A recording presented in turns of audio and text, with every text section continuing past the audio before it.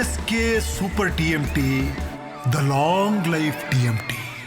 RSS ಬಗ್ಗೆ ಮಾತನಾಡಿದಂತಹ ಪ್ರಿಯಾಂಕ್ ಖರ್ಗೆ ಹೇಳಿಕೆ ವಿಚಾರಕ್ಕೆ ಸಂಬಂಧಪಟ್ಟ ಹಾಗೆ ಬಿಜೆಪಿ ರಾಜ್ಯಾಧ್ಯಕ್ಷ ವಿಜಯೇಂದ್ರ ಅವರು ಕೂಡ ಪ್ರತಿಕ್ರಿಯಿಸಿದ್ದಾರೆ.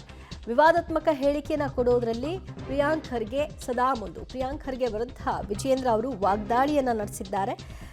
ಇದು ಹತಾಶೆಯ ಹೇಳಿಕೆನ, ಬಾಲಿಷ್ಯತನವೋ ಅಥವಾ ಅವಿವೇಕದ ಹೇಳಿಕೆಯೋ ಅನ್ನೋದನ್ನ ಅರ್ಥ ಮಾಡ್ಕೊಳ್ಬೇಕು. ಮಾತಿನ ಚಪಲ, ಮಾಧ್ಯಮಗಳಲ್ಲಿ ಸುದ್ದಿಗಾಗಿ ಇಂಥ ಹೇಳಿಕೆಗಳನ್ನು ಕೆಲವರು ಕೊಡ್ತಾರೆ. ಆ ಪೈಕಿ ಪ್ರಿಯಾಂಕ್ ಖರ್ಗೆ ಕೂಡ ಒಬ್ಬರು. ಸಚಿವ ಪ್ರಿಯಾಂಕ್ ಖರ್ಗೆ ವಿರುದ್ಧ ವಿಜೇಂದ್ರ ಅವರು ವಾಗ್ದಾಳಿ ನಡೆಸೋ ಮೂಲಕ ಕುರ್ಚಿ ಫೈಟ್ ಡೈವರ್ಟ್ ಮಾಡೋ ಹಿನ್ನೆಲೆಯಲ್ಲಿ ಇಂಥ ಹೇಳಿಕೆಗಳು ಮುನ್ನೆಲೆಗೆ ಬರ್ತಾ ಇದೆ ಅಂತ ಹೇಳಿದ್ದಾರೆ. ಸಚಿವರಾಗಿರುವಂತಹ ಪ್ರಿಯಾಂಕ ಖರ್ಗೆರವರ ಹೇಳಿಕೆ, ರಾಷ್ಟ್ರೀಯ ಸ್ವಯಂ ಸೇವಕ ಸಂಘದ ಬಗ್ಗೆ ಅವ್ರು ನೀಡಿರುವಂತಹ ಒಂದು ಹೇಳಿಕೆ ಬಹಳಷ್ಟು ಸುದ್ದಿ ಆಗಿದೆ. ರಾಜ್ಯ ಮಟ್ಟದಲ್ಲೂ ಕೂಡ ಸುದ್ದಿ ಆಗಿದೆ, ರಾಷ್ಟ್ರ ಮಟ್ಟದಲ್ಲೂ ಕೂಡ ಸುದ್ದಿ ಆಗಿದೆ.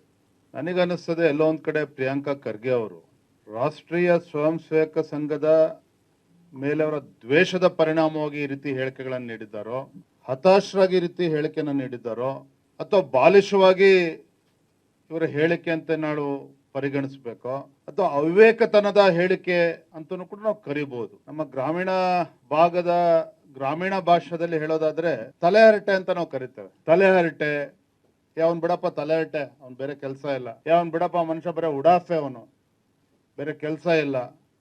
ಗ್ರಾಮೀಣ ಭಾಗದಲ್ಲಿ ಗ್ರಾಮೀಣ ಭಾಷೆಯಲ್ಲಿ ಈ ರೀತಿ ಹೇಳ್ತಾರೆ. ಆದ್ರೆ ಪ್ರಿಯಾಂಕ ಖರ್ಗೆ ಅವರು ಒಬ್ಬ ಜವಾಬ್ದಾರಿತ ಸಚಿವ ಸ್ಥಾನದಲ್ಲಿರುವಂತವರು, ರಾಷ್ಟ್ರೀಯ ಸ್ವಯಂ ಸೇವಕ ಸಂಘದ 100 ವರ್ಷದ ಸಾಧನೆ, ಸಮಾಜ